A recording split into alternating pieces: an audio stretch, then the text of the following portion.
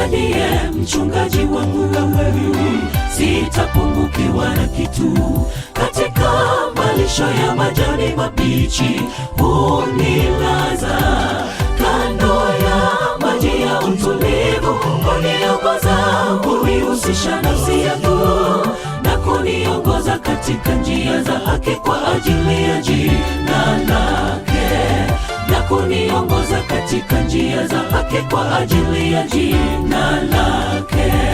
Bwana ndiye mchungaji wangu, sitapungukiwa na kitu.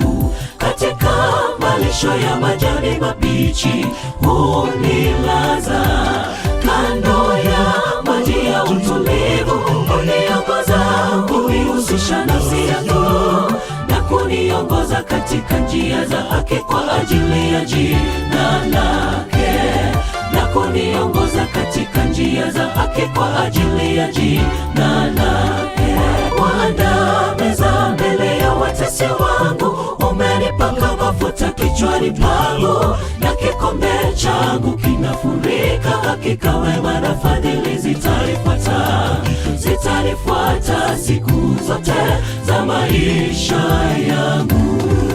Waandaa meza mbele ya watesi wangu, umenipaka mafuta kichwani pangu, na kikombe changu kinafurika. Hakika wema na fadhili zitanifuata siku zote za maisha yangu.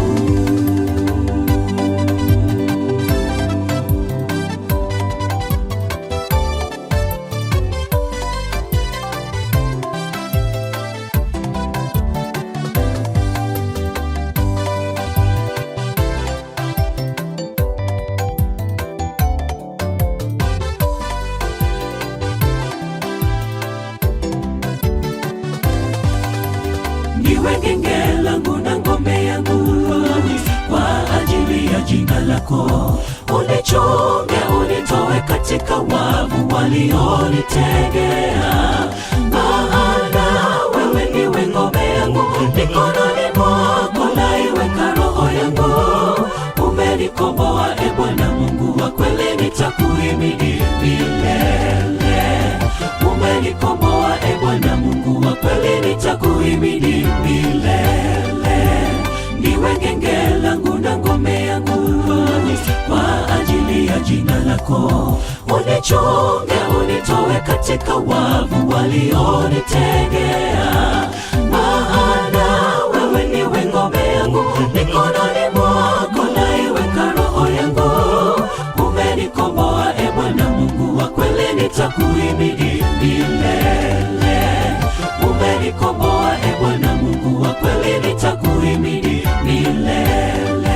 Waandaa meza mbele ya watesi wangu, umenipaka mafuta kichwani pangu, na kikombe changu kinafurika. Hakika wema na fadhili zitanifuata siku zote za maisha yangu.